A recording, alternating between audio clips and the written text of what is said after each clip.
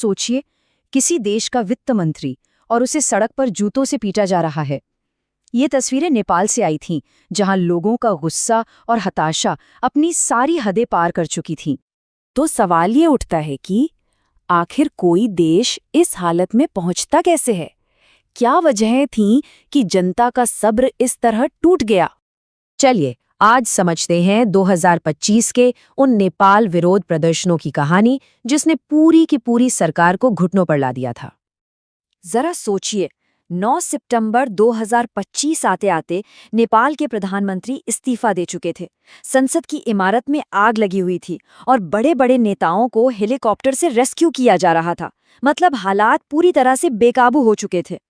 तो आखिर ये सब शुरू कहाँ से हुआ? वो कौन सी चिंगारी थी जिसने इस आग को भड़काया? ये सब शुरू हुआ एक सरकारी फैसले से, सोशल मीडिया पर बैन। अब देखिए, सरकार का तर्क सीधा था कि वो नफरती बातों, झूठी खबरों और ऑनलाइन फ्रॉड को रोकने के लिए ऐसा कर रही है। लेकिन सड़क पर उतरे लोगों के लिए इसका मतलब कुछ और ही था। उन्हें लगा कि ये उनकी आवाज को दबाने की एक तानाशाही कोशिश है। और बैन भी कोई छोटा मोटा नहीं था। फेसबुक, इंस्टाग्राम, व्हाट्सएप, ट्विटर, ऐसे 26 बड़े बड़े प्लेटफॉर्म्स पर ताला लग गया। लेकिन एक मजेदार बात देखिए, टिकटॉक पर कोई रोक नहीं थी, क्योंकि उसने सरकार के बनाए नियमों के तहत खुद को रजिस्टर करवा लिया था। लेकिन सोचने वाली बात है, क्या सिर्फ एक सोशल मीडिया बैन में इतनी ताकत हो सकती है कि वो एक चुनी हुई सरकार को गिरा दे? नहीं, बिल्कुल नहीं। ये तो सिर्फ एक चिंगारी थी। चिंगारी तो ये थी, लेकिन आग को भड़काने वाला बारूद वो तो सालों से जमा हो रहा था। ये वो गुस्सा था जो बस एक मौके का इंतजार कर रहा था। सबसे पहली और बड़ी वजह थी बेरोजगारी। 2024 तक नेपाल के युवाओं में बेरोजगारी की दर लगभग 21% तक पहुंच गई थी। यानी हर 5 में से एक युवा के पास कोई काम नहीं था। और जब घर में नौकरी नहीं होती तो इंसान क्या करता है? देश छोड़ने पर मजबूर हो जाता है। हालात इतने बुरे थे कि 15,000 से भी ज्यादा नौजवान पैसे के लिए रूस की तरफ से यूक्रेन में लड़ने चले गए।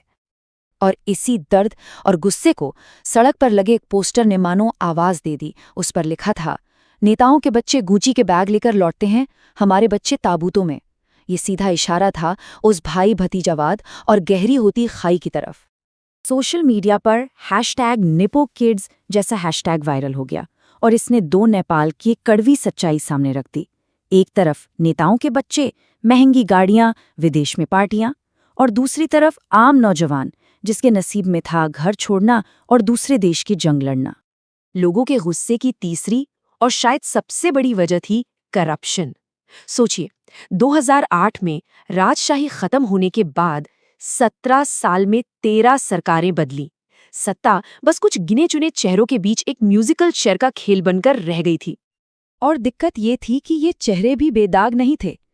तीनों बड़ी पार्टियों के टॉप नेताओं पर गंभीर आरोप थे। किसी पर प्लेन खरीदने में घपले का आरोप, तो कोई नकली कागजों पर लोगों को विदेश भेजने के स्कैंडल में फंसा था, तो किसी पर लड़ाकों के नाम पर आया पैसा ही हड़पने का इल्जाम था।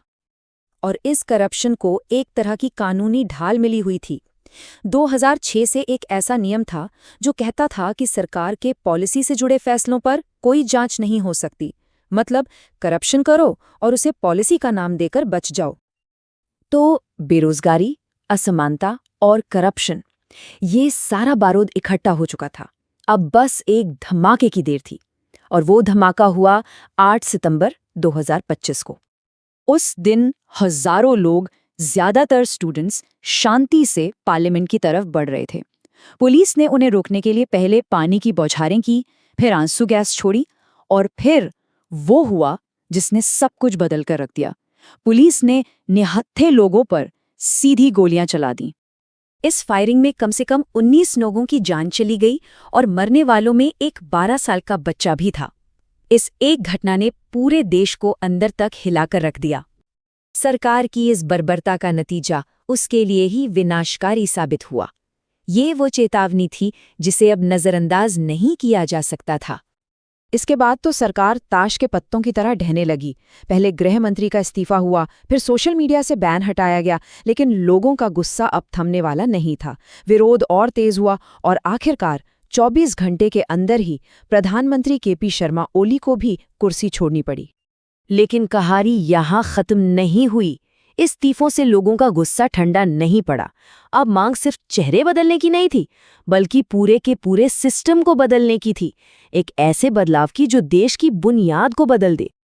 नेपाल की ये पूरी घटना एक बहुत बड़ा सवाल छोड़ जाती है, और वो सवाल ये है कि जब कोई सरकार अपनी ही जनता की आवाज़ को अनसुना करने लगती है, तो उसका हश्र क्या होता है।